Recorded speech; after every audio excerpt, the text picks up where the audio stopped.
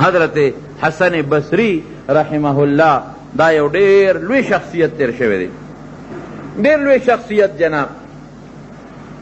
دومره لوی سړی تیر شوی دی چې زمونږ د احادیثو استاذ دی، او په بخاری شریف کې او دارنګې په دې نورو کتابونو کې د احادیث نقل کېږي، او جناب د تصوف په دې پیرانو کې د دې ټولو پیرانو پیر دی، د ټولو په سلسله کې د ده نوم شامل دی.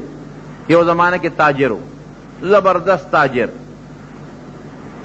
او ډیر زیات مالدارو، بادشاهانو له به تحفې تحایف وړل.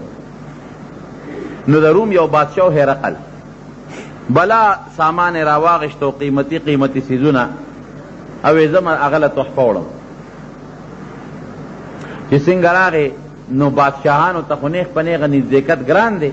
یو دوست وزیر هغه له هم څه تحفه یوړه، ورته یې وزیر صاحب ماله د بادشاه نه د ملاقات ټیم وله، ما وله څه تحفې تحایف راوړي دي، ملاقات به م ورسره وکړو او تحفې تحایف به م وله ورکړو. وزیر ورته وی چې داسې پروګرام دی چې اوس نه کېږي، بادشاه چېرته روان دی او یو ناشنا سیل دی، ته به م راسره لاړ شئ، او چې کله بادشاه واپس شي بیا ستا ملاقات به ورسره برابر کړو. ډېره ښه ده. حسن بصري وی د روم زما دغه اشنا دوست وزیر دی، زه ورسره روان شومه، لویه قافله د بادشاه دی، وزیران دی، ښځې دي، هلکان دي، قسم قسم خلق دی، د کلي نه بار یو اعلی غوندې ځنګل، او په ځنګل کې یو بهترین باغ دی، هغې ته ټول خلک لاړل.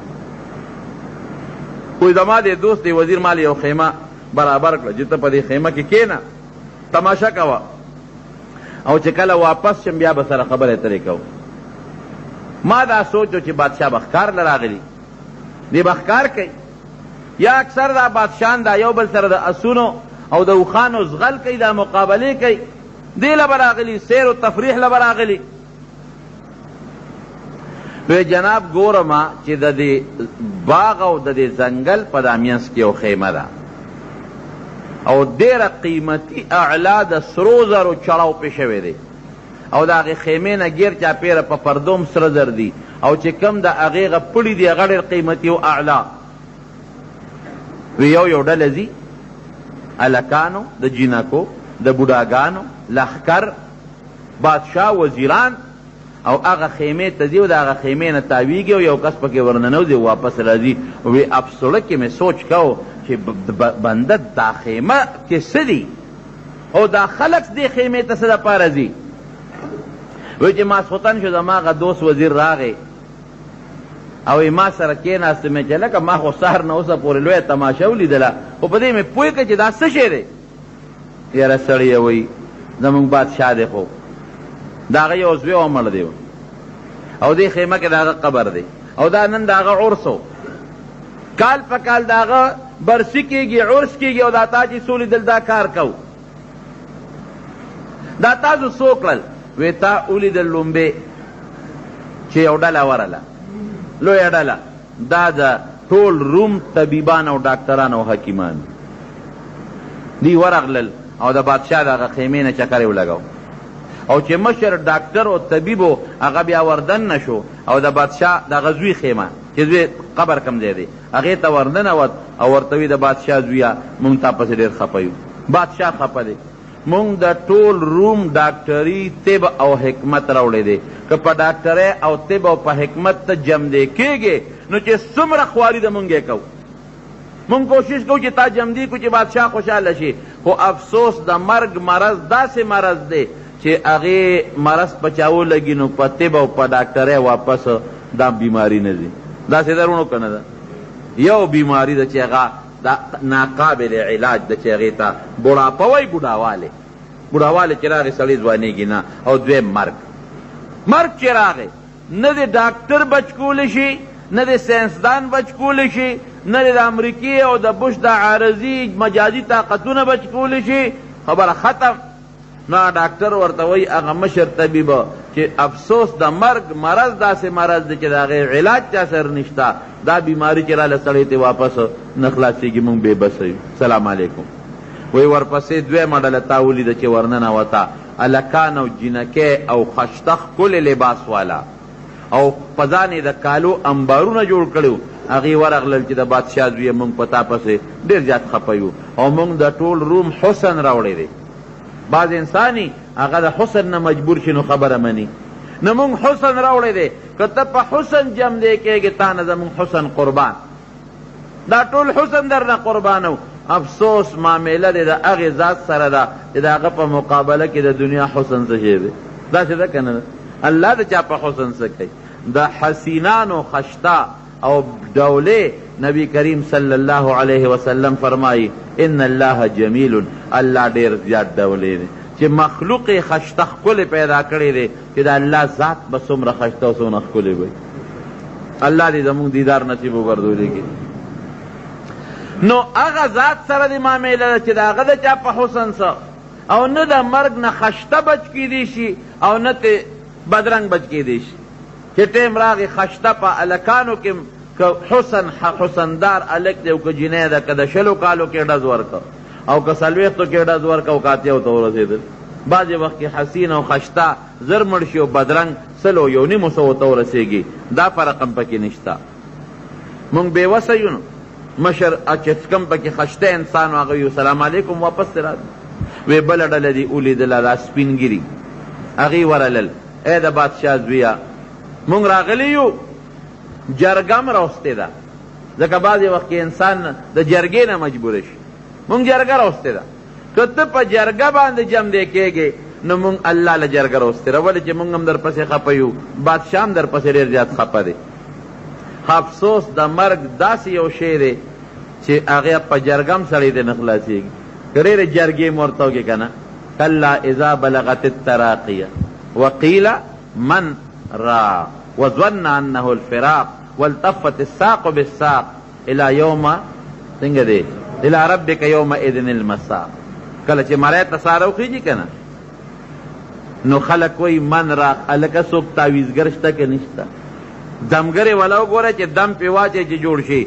والتفت الساق بالساق بس بیا پنډی د پنډی سره ملو شي، پنډی د پنډی سره ملو شي او سا د مری نه وځي او وظن انه الفراق. دلته علما لیکي چې ځوان د یقین په معنا دی، د پوره یقین راغی چې بس پلار نه لاړم، زوی نه لاړم، رور نه لاړم او د کور نه ووتم، بیا په دې کور زما واپس قدم نشته. داسې ده که نه؟ دا سړي ته اله لګي دا مړی کور کې وشي سړي ته هر سره یاد شي.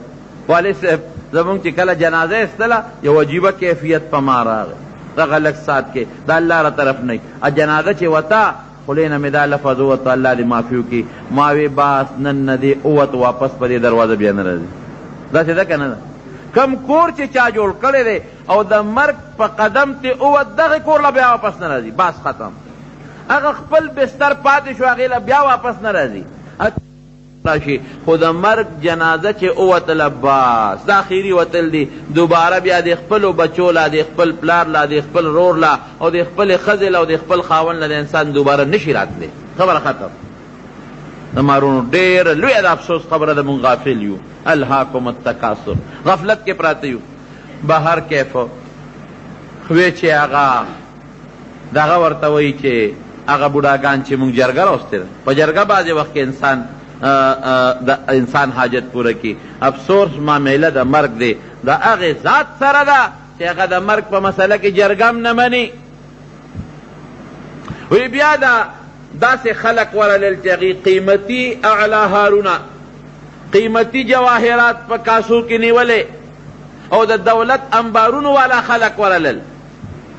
بادشاه سلامت زویا ته مړې او مونږ در پسې خفه یو، مال هم راوړی دی، که ته په رشوت جم دی کېږي د ټول روم دولت تانه قربان. افسوس مرګ او د مرګ معامله هغې ذات سره ده چې په هغې سړی په پیسو هم نه کېږي. بیا وی تا ولیدل چې یو چاقو چوبن لښکر لګیا دی، هغه خپل سلوټونه وکړل ورغلل. بادشاه زویا مونږ لښکر راوستی دی، جنګ کوو ستا دپاره، ځانونه وجنو چې ته واپس جم دی شې، مونږ هم خفه یو، بادشاه هم در پسې خفه دی. افسوس معامله د هغه ذات سره ده چې د هغه په مقابله کې د دنیا لښکر د ماشي برابر قیمت نه لري. داسې ده که نه؟ لښکر یو سکند کې چې الله وغواړي هر څه به دړې وړې کړي، برباد به کړي. بیا بادشاه ورغې سره د وزیرانو، بچې ما خو هره وسه وکړه، ما حسن راوسته، جرګه مې راوسته، ډاکټري مې راوسته او طاقت مې راوسته، لوی لښکر او د هغې نه علاوه مال دولت مې راوړه، خو افسوس او افسوس چې د مرګ نه واپس جمدې کېدل شته دی نه، نو زه څوک مونږ بې بسه یو. آینده کال پتا زمونږ سلام دی، کال پس به بیا راځي. حسن بصري وي دی دا قصه کوي دا وزیر صاحب، او زه دې سوچ کې پرېوتم چې واقعي مونږ خو د دنیا د مال غافل کړي، دا خو حقیقت دی. سړی چې د ځمکې لاندې شو دا خو حقیقت دی، نه مال بچ کولی شي، او چې کوم مال یې ګټلی دی هغه ته پاتې، نه عزت بچ کولی شي، نه علم بچ کولی شي، او نه د دنیا دا بنگلې بچ کولی شي، او نه د دنیا دا کلاشنکوف بچ کولی شي، او نه ډاکټري بچ کولی شي. دا خو سړی چې واقعي لاړ بس خو لاړه، خدای خبر تا سره ملاقات کیږي او که نه، او چې کله به کیږي. که ام مسلمان مړ دی او تم مسلمان مړ شوی، ممکن د ملاقات به وشي یو وخت کې، او که هغه کافر لاړ الله دې وساتي، یا هغه مسلمان تلی طور پسې کافر لاړې، خو بس همیشه دپاره دروازه د ملاقات بنده شوه. څه پته لګي د زندګۍ، څه پته لګي د خاتمې، څه پته لګي. پروردګار دې زموږ خاتمه بل ایمان وګرځوي. زما وروڼو حسن بصري وایي چې ده دا خبره وکړه چې بس لاړم سلام علیکم، پاس مې خپه واړو له هغه وزیر صاحب مې چېرته ځې؟ تا خو وایي چې زه بادشاه سره ملاقات به کوم د هرقل سره، هغه نه ټیم اخلم، وی بس نه مې اوس ستا ملګرتیا پکار ده او نه د بادشاه. بس زما خو سترګې وغړېدلې.